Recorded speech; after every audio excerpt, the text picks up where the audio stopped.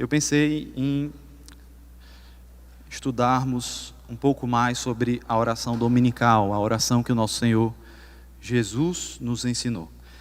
É verdade que vocês já conhecem essa oração, já devem ter estudado acerca dessa oração. Nós vamos estudá-la a partir do Breve Catecismo de Westminster, aquilo que o Breve Catecismo coloca para nós acerca dessa oração. Antes, vamos ler o texto de Mateus, capítulo 6, verso 9 a 15.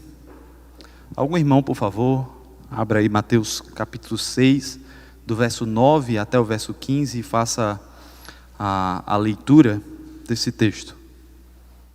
Portanto, vós orareis assim: Pai nosso que estás nos céus, santificado seja o teu nome. Venha o teu reino, faça-se a tua vontade, assim na terra como no céu. O pão nosso de cada dia dá-nos hoje, e perdoa-nos as nossas dívidas, assim como nós temos perdoado aos nossos devedores. E não nos deixes cair em tentação, mas livra-nos do mal, pois teu é o reino, o poder e a glória para sempre. Amém. Porque se perdoardes aos homens as suas ofensas, também vosso Pai Celeste vos perdoará. Se, porém, não perdoardes aos homens as suas ofensas, tampouco vosso Pai vos perdoará as vossas ofensas. Amém. Irmãos, uma pergunta inicial para nós falarmos sobre esse texto. Alguém sabe, vocês devem saber, mas alguém poderia nos lembrar, por que essa oração se chama dominical? Porque a oração dominical é porque ela é no domingo?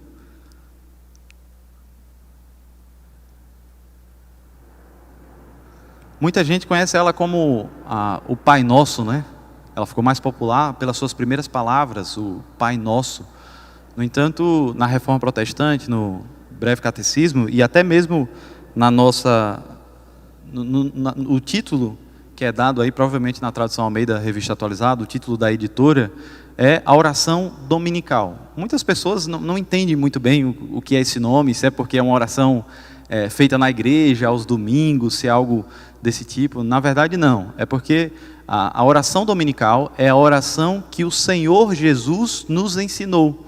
E Ele é o Senhor, né? A palavra dominical, ela vem da palavra Senhor em latim. Ela vem dessa expressão, da palavra Senhor. É por isso que o domingo é chamado de o dia do Senhor. A palavra domingo, em latim, dominica die, é dia do Senhor. E coincidentemente, ou melhor, não por coincidência, mas por providência de Deus, a oração dominical, ela também é chamada dessa forma, por ser a oração que o nosso Senhor Jesus Cristo nos ensinou para orarmos. Meus irmãos, o Breve Catecismo de Westminster, assim como o Catecismo Maior de Westminster, eles interpretam a oração dominical. Quem aqui já leu o Breve Catecismo inteiro? Inteiro não, mas uma parte já leu, conhece mais ou menos ali a sua estrutura. Alguém já decorou algum trecho, alguma parte? Não? Nem a primeira pergunta? A primeira pergunta todos sabem, né? Qual o fim principal do homem? O fim principal do homem é adorar a Deus e gozá-lo para sempre. Então, irmãos, o Breve Catecismo de Westminster, ele é um texto razoavelmente pequeno, curto, de estudo, de exposição das Sagradas Escrituras.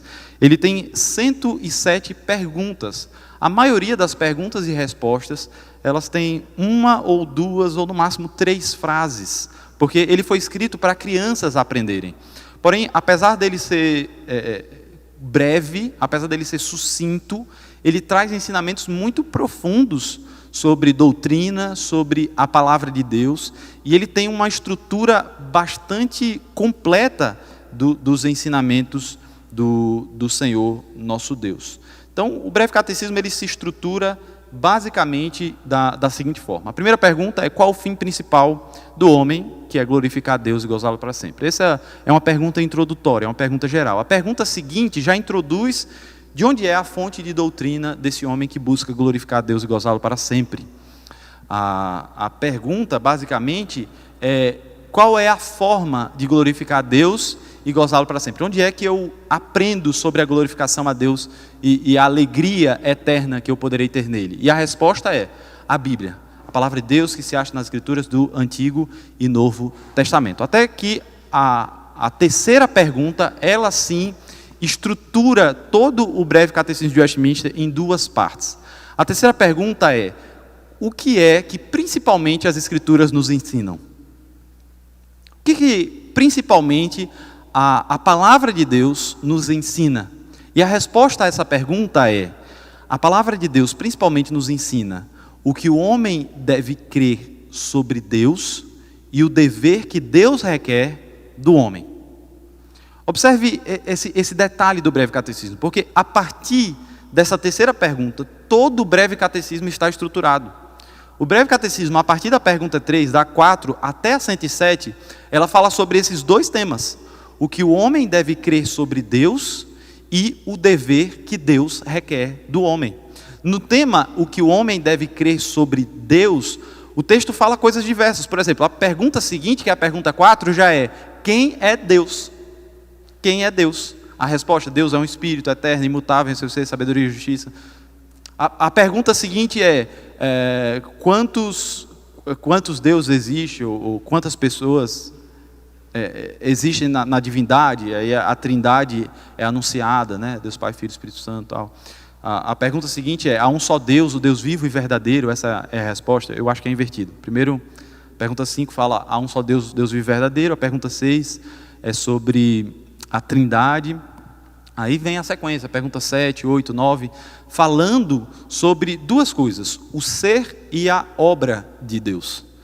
Isso vai até por volta da pergunta 39, salvo engano. O que o homem deve crer sobre Deus. Ali está a exposição de toda a Escritura sobre o tema: quem Deus é e o que Ele faz. Quem Deus é e o que Ele faz. A partir da pergunta 39 até o final do breve catecismo, ele fala sobre o dever que Deus requer do homem.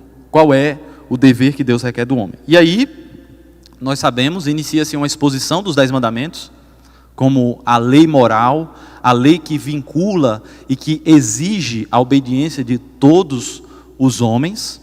Logo em seguida, o texto do breve catecismo nos ensina que ninguém é capaz de guardar completamente a lei moral.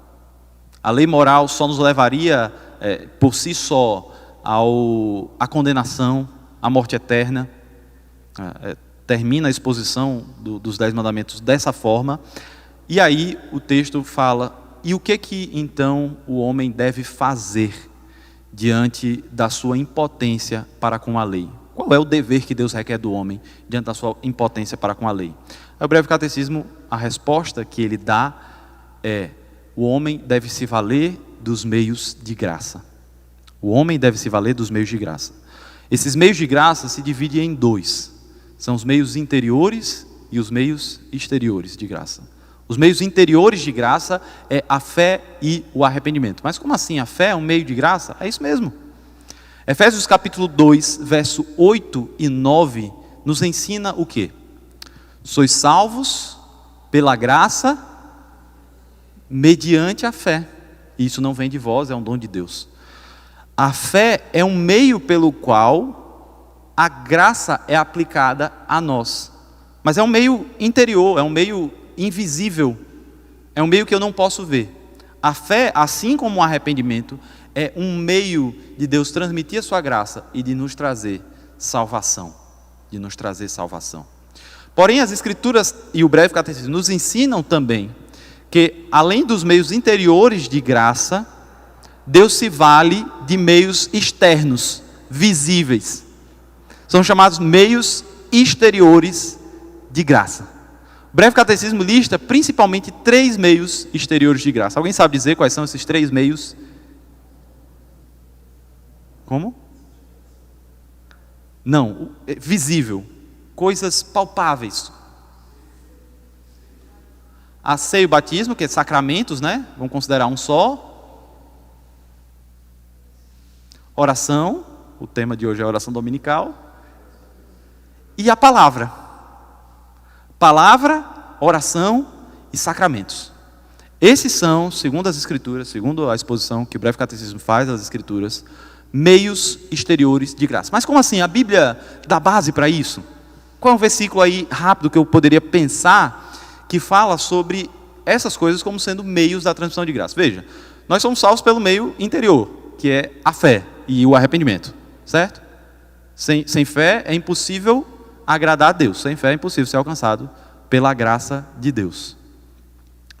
Mas o que o apóstolo Paulo fala sobre a fé? Como vem a fé? A fé vem pelo ouvir, o ouvir dá. Então, é um meio que usa-se de um outro meio. É isso que eu chamo de meio de graça. Veja, irmãos, Cristo morreu na cruz do Calvário por todos os eleitos, todos aqueles que seriam salvos pela sua graça. Cristo já morreu na cruz do Calvário. A obra foi completa em termos de justificação objetiva. Objetivamente, Cristo já nos salvou na cruz do Calvário. A nós e a todos os eleitos, até aqueles que ainda não foram alcançados.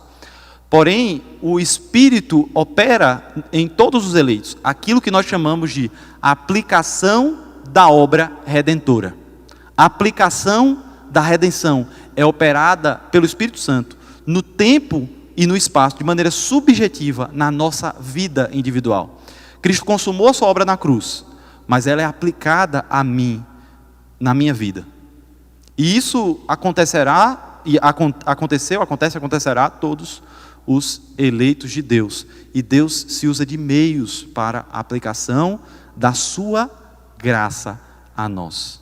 Ele se vale desses meios. A palavra é um desses meios. Por que a palavra é um dos meios? Porque os sacramentos também é um meio. O que o batismo nos ensina? Todos aqui foram batizados? O que o batismo nos ensina? O que a água representa? O quê? O nascimento do novo homem. O que nascimento do novo homem ensina para nós? Arrependimento. Arrependimento. E arrependimento é um meio interior de graça. Os sacramentos são aquilo que os reformadores chamavam de a dramatização da palavra. É a pregação da palavra dramatizada através de um rito. Através de um rito. O rito ali é um rito ordenado pelas Escrituras, não é um rito criado por tradição de homens. É um rito ordenado pelo próprio Senhor Jesus Cristo. É por isso que a Bíblia chama de ordenança, os teólogos chamam de ordenanças, né? Porque Jesus falou que os discípulos guardariam todas as coisas que eu vos ordeno, está lá em Mateus 24. Mas esses sacramentos, eles transmitem graça de Deus, na medida que eles nos ensinam sobre a mensagem do Evangelho. Veja, a ceia, ela anuncia coisas também, como a palavra anuncia. Quando nós tomamos a ceia, nós fazemos isso como? Algumas mesas têm escrito em memória de mim, essa não tem não. Mas nós fazemos o quê? Em memória de Cristo. Isso fortalece a nossa fé. O que nós somos estimulados a fazer quando vamos comer o pão e bebermos o cálice? Pedir perdão, examinar-se a si mesmo. É meio de graça. Quando participamos da ceia, nós desfrutamos de meios de graça. Desfrutamos de meio de graça. As Escrituras, ainda no capítulo 11 de 1 Coríntios, Paulo nos ensina dizendo que todas as vezes que nós comemos do pão e bebemos do cálice, esse texto vocês sabem decorado, anunciamos a morte do Senhor Jesus até que Ele venha. Olha que interessante. A pregação da palavra anuncia a mensagem do Evangelho, mas a ceia também anuncia a mensagem do Evangelho, o batismo também anuncia a mensagem do Evangelho, e a oração também é um meio de graça, porque quando oramos, nós reconhecemos a superioridade de Deus sobre nós, reconhecemos a sua graça, o seu amor, a sua misericórdia e tantas outras coisas. Então, a última parte do Breve Catecismo fala sobre os meios exteriores de graça, os meios externos da graça de Deus. E é sobre isso que nós vamos falar essa manhã, sobre esses meios exteriores. O que Deus requer de nós? Duas coisas. A lei moral, nós não conseguimos cumprir, os meios de graça. Esses meios são interiores, fé e arrependimento, exteriores, oração, no caso, na ordem é palavra, sacramentos e oração. Até que o breve catecismo, ele traz a pergunta, o que é oração? A resposta a essa pergunta é que oração é um santo oferecimento dos nossos desejos a Deus, por coisas conformes com a sua vontade, em nome de Cristo, com a confissão dos nossos pecados e um agradecido reconhecimento de suas misericórdias. Toda vez que eu agradeço a Deus pela sua misericórdia, pela sua graça, eu dependo mais da graça de Deus. Veja que aqui não se considera a falsa oração. Lembra da parábola do fariseu e publicano? A oração do fariseu é uma falsa oração. O texto diz que ele ora de si para si. Lembra dessa expressão lá em Lucas? Orava de si para si, em alta voz, e dizia, graças te dou, ó Deus. Ele usa Deus ali no começo, mas depois ele não fala mais de Deus. Ele fala só de si. Obrigado, porque eu não sou como esse publicano, nem pecador, nem sou roubador. Ali não é uma oração a Deus. A oração a Deus, ela é feita em nome de Cristo e com reconhecimento dos pecados e gratidão a Deus. É assim que o breve catecismo conceitua a oração. E a grande pergunta que muitas pessoas fazem é o que é orar, né? E a gente fala de maneira simplória. Orar é falar com Deus. Oração é conversar com o Pai do céu. Oração é mais do que isso. A oração nas Escrituras exige, de fato, uma postura de humildade. Se não há postura de humildade, efetivamente não houve ali uma oração, houve uma mera declaração da sua vontade, mas não foi uma oração a Deus. Considerando essa questão da oração, o breve catecismo, então, nos ensina que Deus nos deu uma regra especial para dirigir a oração. Qual é a regra que Deus nos dá para dirigir a oração? Vocês já ouviram falar de princípio regulador do culto, né? Já ouviram falar de princípio regulador do culto? Qual é o princípio regulador do culto? A Bíblia. A Bíblia regula o culto. Aquilo que a Bíblia ordena que esteja no culto, está no culto de oração a Deus. O cantar salmos, hinos e cânticos espirituais, a pregação da palavra, a ministração dos sacramentos, tudo isso são atos do culto. Existe também aquilo que nós chamamos de o princípio regulador da oração. A oração é regulada pela palavra de Deus.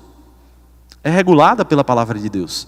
E, de uma maneira especial, a oração dominical é a regra por excelência que o cristão tem para orar ao Senhor nosso Deus. É por isso que Jesus, ele declara no Sermão da Montanha, portanto, vós orareis assim. Pai nosso que estás no céu, santificado seja o teu nome, e assim sucessivamente. Do que se compõe uma oração? Alguém sabe quais são as partes de uma oração? Como podemos dividir a oração dominical aqui? Ela tem adoração, o que ela tem mais? Petições.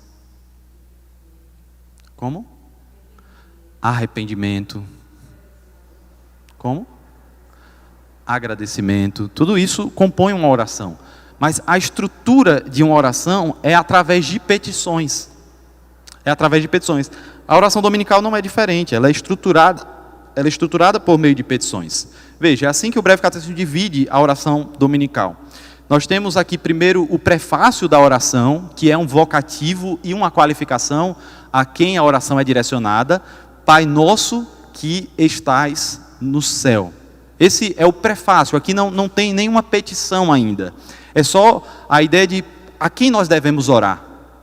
Nós oramos a Deus Pai que está nos céus. Aí nós temos a primeira petição, santificado seja o teu nome. Essa é a primeira petição. Segunda petição, venha o teu reino.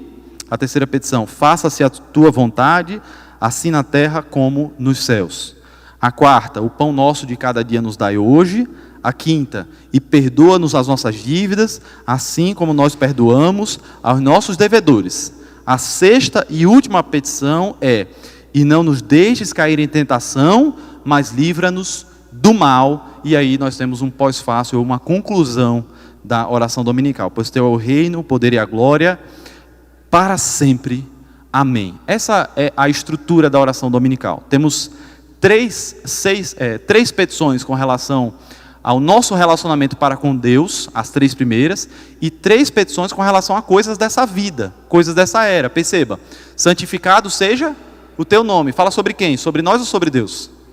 Sobre Deus. Venha o teu reino. Fala sobre nós ou sobre Deus? Faça-se a tua vontade. Fala sobre nós ou sobre Deus? Os três últimos falam sobre a nossa vida, né? Pão nosso de cada dia dá-nos hoje. Perdoa-nos as nossas dívidas, assim como nós perdoamos nossos devedores. E não nos deixes cair em tentação, mas livra-nos do mal. Amém. Então, ela é dirigida a Deus. As três primeiras petições falam sobre a glória de Deus, sobre o nosso dever para com Deus, santificar o nome de Deus, e as outras duas petições.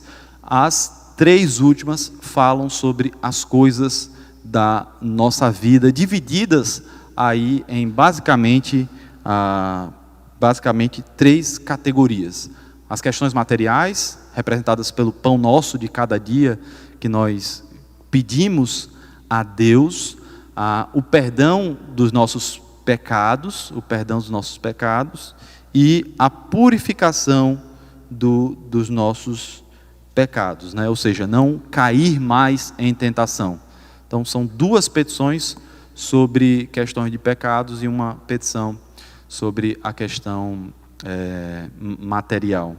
Então, o texto ele começa com o endereçamento: Pai nosso que estais nos céus. Em alguns momentos no Antigo Testamento, Deus é revelado como sendo Pai. Porém, isso não é algo tão claro. Nós cremos naquela doutrina que é chamada de a revelação progressiva das Escrituras. As verdades eternas de Deus são reveladas progressivamente. Nem tudo é anunciado de uma vez. A paternidade de Deus é algo que está claríssimo no Novo Testamento, mas não está tão claro no Antigo Testamento. É por isso que quando Jesus diz que ele é filho de Deus, isso causa tanta ira.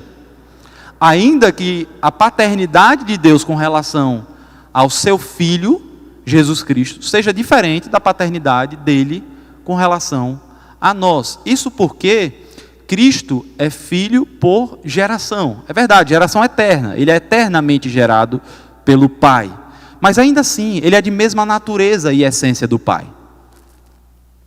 O fato de Cristo declarar que é filho de Deus faz com que ele seja da mesma natureza e essência do seu Pai. Os judeus sabiam disso e isso lhe irava, porque ele se igualava a Deus. Algumas vezes isso aparece no Evangelho. E nós somos filhos de que categoria? Adotivos. Quem falou? Nós somos filhos por adoção. Não somos filhos por geração, por adoção. Nós fomos adotados como filhos de Deus. Porém, através do seu Filho por geração, o unigênito Filho de Deus, ele se torna o primogênito de muitos irmãos. Ele é primogênito no sentido de que agora Deus tem filhos adotivos, ainda que ele continue sendo unigênito, o único que foi gerado efetivamente. O único que efetivamente foi gerado pelo Pai, ainda que haja geração em nós através do Espírito Santo. Quando o Espírito nos vivifica, nós nascemos de novo, não é isso que a Bíblia fala sobre o novo nascimento? E aí, nesse novo nascimento, nós ganhamos dupla natureza. Somos gerados pelo Espírito, nascemos do Espírito, mas ainda assim somos adotados, não somos de mesma natureza e essência e glória e honra do nosso Senhor Jesus Cristo. Porém, Ele nos concede a honra de chamarmos Ele de Pai. Irmãos, eu sou formado em Direito, sou mestre em Direito também. Atuei como advogado durante algum período da minha vida. Hoje eu me dedico ao ministério por opção. Mas é interessante no direito o endereçamento que o advogado precisa fazer aos juízes de direito no Brasil. Quando você faz uma petição, esse é o nome da peça que o advogado escreve para dar início a um processo, para dar início a uma ação. Quando você faz petição, uma das características essenciais de uma petição é aquilo que é chamado de endereçamento. Normalmente, coloca-se da seguinte forma: Excelentíssimo Senhor, doutor, juiz de direito da vara tal, da comarca de São Paulo, SP. Excelentíssimo Senhor, doutor juiz, ou meritíssimo juiz. Esse tipo de expressão, esse tipo de endereçamento era comum no período do Novo Testamento. Quando alguém ia falar com o imperador, às vezes a quantidade de adjetivos era tão grande que existia muitas vezes alguém só para anunciar o pedido de outra pessoa. O advogado, muitas vezes nessa época, era alguém que ia junto da pessoa e ele fazia um papel, uma lista cheia de adjetivos ali, engrandecendo aquele imperador, aquele rei, até que, depois de muito tempo, depois de muitos cumprimentos, depois de muita adjetivo com relação a ele, dava-se a oportunidade da pessoa fazer o seu pedido, falar com aquele rei, se ele permitisse o acesso depois de todas aquelas qualificações que eram dadas com relação àquela senhoria, né? O rei, o imperador. Com Deus não é assim. Através do nosso Senhor Jesus Cristo, nós o chamamos de Pai. Pai. Olha que interessante. A gente usa de formalidade com relação a muitas coisas na vida.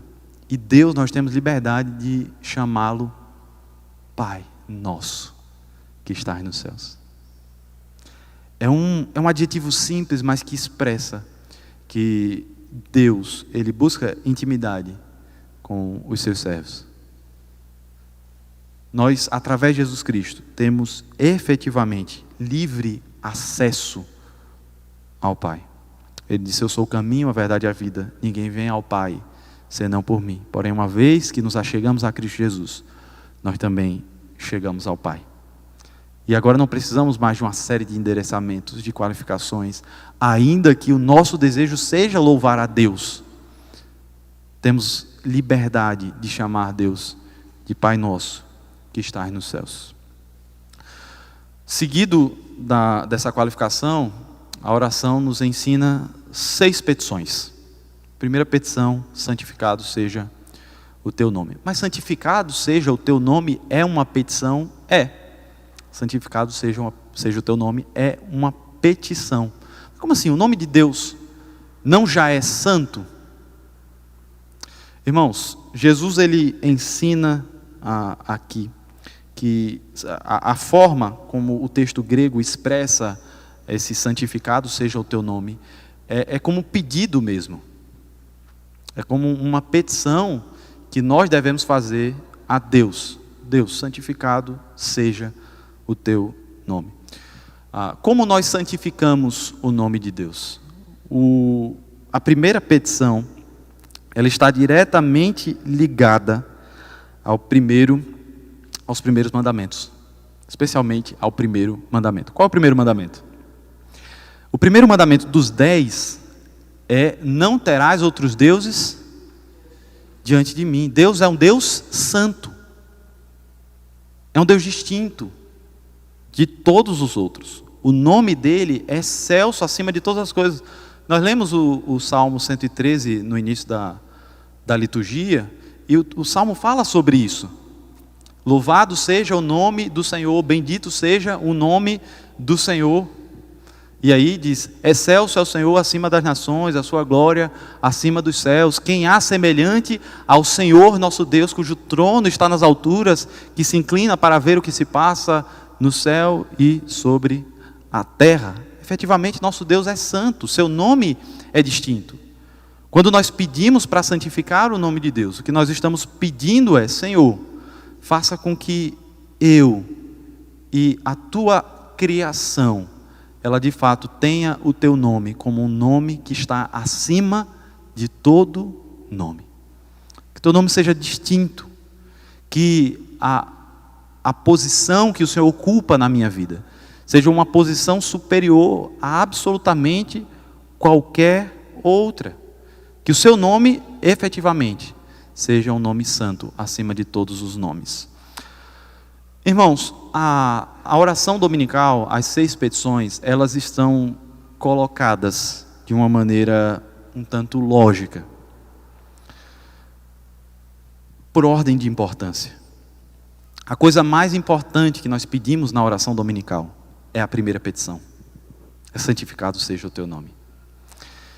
Isso porque nós iremos pedir que o nome de Deus seja santificado por toda a eternidade. Algumas coisas que nós pedimos na oração dominical são passageiras. Por exemplo, perdoa-nos as nossas dívidas, assim como nós temos perdoado aquele que nos tem ofendido, né? Essa é uma petição temporal, está relacionada ao nosso período, está relacionado a esse período de sofrimento. Adão não pediria isso antes da queda, e nós não pediremos isso depois da consumação dos séculos. Livra-nos do mal, não nos deixes cair em tentação. Nós cairemos em tentação na eternidade? Não. Pecaremos? Não. Também não pediremos, não nos deixe cair em tentação. Santificado seja o teu nome. É algo que a criação precisa fazer, desde todo sempre e para todo sempre. É algo que é mais excelente do que todas as demais petições. Esse está relacionado ao primeiro grande mandamento. Eternamente buscaremos ter o nome do Senhor como nome acima de todo o nome. Acima de todo o nome. A segunda petição é: venha o teu reino. É um clamor para que o reino de Cristo efetivamente se estabeleça, se consumem os séculos e então se inicie aquele novo período que nós aguardamos de paz e de tranquilidade em adoração ao nosso Deus. Por que essa segunda petição está aqui? Porque se essa petição for respondida, todas as demais também serão. Veja que interessante. Se o reino de Deus vier, se o reino de Cristo ele se consumar, a vontade dele será feita assim na terra como nos céus. Teremos necessidade do pão de cada dia? Não. Teremos necessidade de pedir que Ele não nos deixe cair em tentação e livre-nos do mal? Não. Perdoar as nossas dívidas? Também não. Se o reino de Cristo vier, as coisas que nós necessitamos, elas se resolverão. É interessante que poucas vezes nós oramos pedindo pela volta de Jesus. Poucas vezes nós oramos pedindo para que o reino de Cristo estabeleça. Mas a resposta a essa petição, que eu digo é a segunda petição mais importante na vida de um crente, na vida de um cristão, depois de santificado seja o teu nome. A resposta a essa segunda petição, venha o teu reino, resolveria todos os problemas da nossa presente era. E parece que nós não queremos isso, a gente quer o paliativo. A gente quer o pão de cada dia, a dívida, mas esquece de clamar pelo reino de Cristo, para que Ele volte, de fato, consume todas as coisas. A mesma coisa com relação à terceira petição. A terceira petição, ela resolveria todos os problemas das 3 últimas petições. Faça-se a tua vontade, assim na terra como nos céus. Como nos céus. Até as 3 primeiras, como eu falei, tem a ver com Deus, né? É Deus que está sendo anunciado ali. Pai nosso que estás nos céus, santificado seja o teu nome, venha o teu reino, seja feita a tua vontade. Eu pedindo que o Senhor Deus seja soberanamente exaltado, na certeza de que Deus sendo glorificado e exaltado, nós também receberemos a sua graça, o seu amor, seremos agraciados por Ele, mais ou menos expressando aquilo que diz a primeira pergunta e resposta do breve catecismo. Qual é o fim principal do homem? Glorificar a Deus e alegrar-se nele para sempre. Se Deus é glorificado, nós nos satisfazemos em Deus, nós nos alegramos no Senhor. Se o seu nome é santificado, de fato, nós também recebemos as suas bênçãos. Se o seu reino é estabelecido, os nossos problemas da presente era se findarão. Se a sua vontade for feita, assim na terra como no céu, de fato, Ele irá nos abençoar. Porque a Bíblia diz que todas as coisas Deus faz com que elas cooperem para o bem daqueles que amam a Deus, dos seus eleitos amados. E aí, finalmente, na quarta petição apenas entra a questão das nossas necessidades. O pão nosso de cada dia nos dai hoje. Aqui não é apenas o pão no sentido literal da palavra. Essa quarta petição diz respeito a todas as nossas necessidades físicas, materiais, das quais Jesus falou aos seus discípulos que eles deveriam descansar, não andar ansiosos, lembram?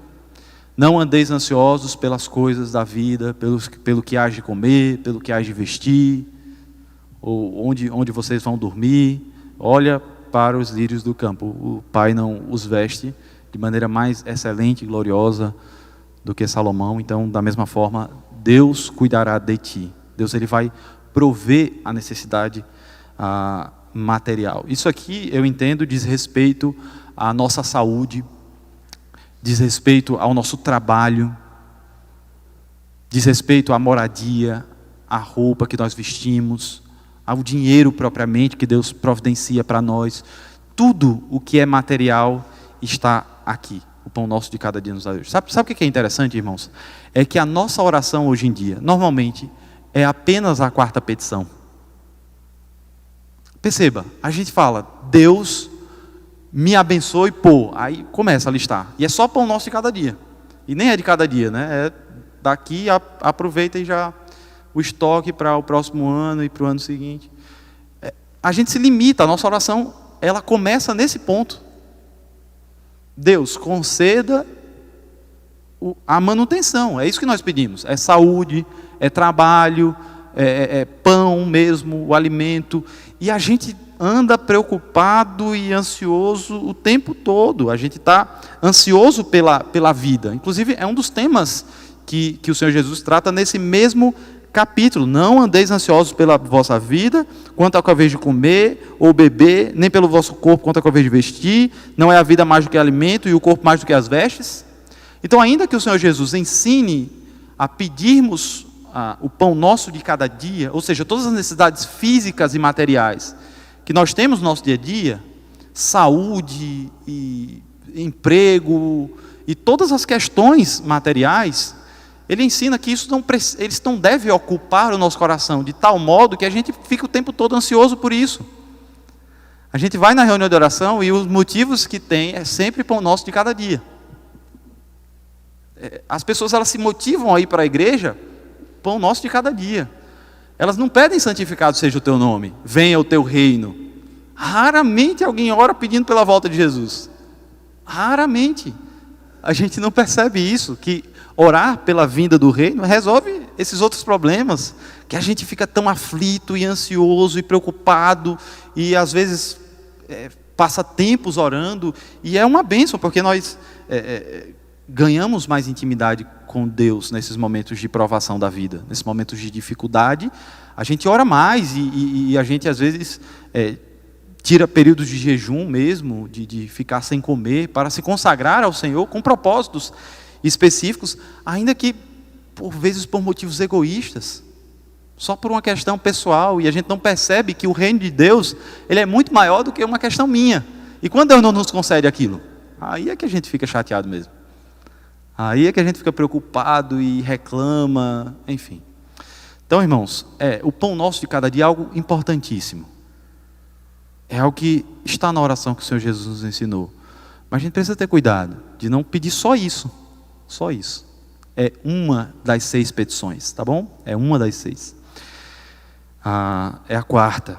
A quinta petição diz respeito o pedido de perdão do Senhor. Perdoe-nos as nossas dívidas, assim como nós temos perdoado os nossos devedores. Essa já é uma questão que tem a ver com um aspecto mais espiritual. É por isso que eu digo que todo o material está no pão nosso de cada dia. Perdoar as dívidas tem a ver com perdoar os nossos pecados, as nossas falhas. Perdoar as nossas falhas. Nós precisamos pedir perdão ao Senhor, né? No culto de adoração ao Senhor, quando nós nos colocamos diante dele, nós temos um momento de confissão de pecados, um momento em que nós confessamos os nossos pecados e pedimos perdão ao Senhor. Isso é importante que seja feito nesse momento.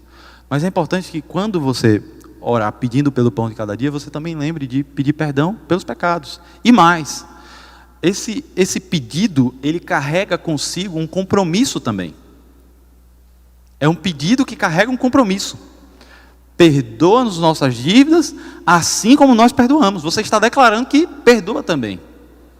E o que Cristo nos ensina com isso, inclusive após a oração, é que se nós não perdoarmos os homens as suas ofensas, tampouco o Pai Celestial nos perdoará. Nós não seremos perdoados. Algumas pessoas, rapidamente explicar esse ponto, algumas pessoas perguntam, bem, então o perdão do pecado está vinculado a uma ação minha? Não, não é assim. O perdão divino, ele deveria lhe levar a uma ação. É mais ou menos assim. O perdão seu com relação ao seu próximo não é a causa do perdão de Deus para com você, mas é uma consequência. Se Deus te perdoou, efetivamente você perdoará. Efetivamente você terá misericórdia daquele que lhe ofendeu, daquele que também lhe prejudicou. A ideia é que nós somos bem-aventurados por sermos misericordiosos, né? A tradução nossa coloca, bem-aventurados misericordiosos, porque alcançarão misericórdia. Ali o verbo está na voz passiva. Alcançarão não, serão alcançados. Essa é a ideia. Bem-aventurados os que expressam misericórdia, porque a misericórdia lhe alcançará. É mais ou menos essa a ideia do texto. Deus, ele perdoa aqueles que perdoam. Aqueles que perdoam, perdoam, porque foram perdoados por Deus. É mais ou menos esse o pedido / compromisso que nós assumimos com Deus. Quanto mais nós reconhecemos a misericórdia de Deus, mais nós nos tornamos aptos a exercer misericórdia. Normalmente, quando alguém não é misericordioso, é porque essa pessoa não entendeu ainda a misericórdia sobre a sua vida, ou entendeu pouco. Quanto mais você entende o tão pecador que você é, quanto mais você percebe isso, mais fácil é exercer misericórdia, mais fácil é perdoar, quanto mais você percebe que foi perdoado. Bem, irmãos, a última petição então é: não nos deixes cair em tentação, mas livra-nos do mal. Aqui é uma petição só. Não nos deixes cair em tentação, mas livra-nos do mal. Tá bom? Por que eu estou falando isso? Porque normalmente quando a gente ora livra-nos do mal, a gente pensa que a gente está orando com relação ao ladrão, né? A gente pensa assim, olha, que ninguém entre na minha casa, que ninguém me invada a minha propriedade, nem tome as minhas posses. Não, esse mal aqui é mal moral. Eu acredito que orar para que Deus nos proteja em termos de segurança, em termos de propriedade, ou até mesmo de vida física, essa petição está no pão nosso de cada dia nos dai hoje. E por que eu afirmo isso? Pelo contexto em que o livra-nos do mal está inserido. Normalmente a gente pensa no mal que está alheio a nós, é o mal que o outro pode nos oferecer. Isso porque nós não reconhecemos o nosso próprio mal. Porque na verdade, o contexto é: não nos deixes cair em tentação, mas livra-nos do mal. O mal diz respeito ao nosso pecado, à nossa carne, à nossa natureza pecaminosa, inclinada a fazer aquilo que desagrada a Deus. Tudo bem? Entenderam esse último ponto? Entenderam essa última petição? Livra-nos do mal, então. Nós estamos pedindo com relação a nós mesmos. É que o mal que habita dentro de nós, ele seja dia a dia retirado. O pecado, ele seja dia a dia mortificado. Mortificado. Bem, eu estarei aqui disponível para se alguém quiser perguntar alguma coisa, conversar ao final da nossa EBD, mas vamos orar encerrando, vamos colocar de pé. Espero que tenha sido edificante e que a oração dos irmãos possa sempre pensar nessas questões, nessa orientação que o Senhor Jesus nos deu. Isso é meio de graça, isso nos fortalece, nos edifica, nos anima dia após dia. Senhor glorioso Deus, nós oramos a Ti, ó Pai, pedindo perdão pelos nossos pecados. Ó Senhor, tem misericórdia quando não oramos como convém, ó Pai. Precisamos dia a dia aprender a orar como o próprio Senhor Jesus nos ensinou. Nos ajuda, Senhor, a aprender sobre as Tuas verdades eternas, a desejar ardentemente que o Teu nome seja santificado acima de todo nome, que o Teu reino venha sobre nós, que a Tua vontade sempre seja feita e que a nossa petição, ela se limite a pedir a Tua vontade, ó Pai. Que o Senhor não nos deixe faltar nada no que diz respeito às nossas necessidades físicas, ó Deus, porém que tenhamos paciência para dia a dia receber isso das Tuas mãos, que não andemos ansiosos, ó Pai, pelo dia de amanhã, mas que estejamos satisfeitos com o pão nosso de cada dia. Ó Senhor, nos ensina mais sobre o perdão. Precisamos do Teu perdão, da Tua graça, da Tua misericórdia, mas precisamos também aprender a perdoar, aprender a amar, aprender a exercer misericórdia. Fomos alcançados pela Tua imensa, infinita graça, ó Pai, que possamos expressar pelo menos um pouco desse Teu amor e dessa Tua graça para com o nosso próximo. Ó Senhor, e nos livra de nós mesmos, nos livra da tentação, ó Pai, que o inimigo coloca sobre nós e livra-nos do mal que existe dentro de nós. Mortifica o pecado que habita em nós, ó Pai, e nos faz abandonar os velhos hábitos, ó Deus. Mantém-nos firmes nesse processo de santificação que dia a dia nós vivenciamos. Ó Senhor, nós oramos no nome de Jesus Cristo, porque Teu é o reino, o poder e a glória para sempre. Amém. Amém, irmãos. Bom domingo e que Deus abençoe todos vocês.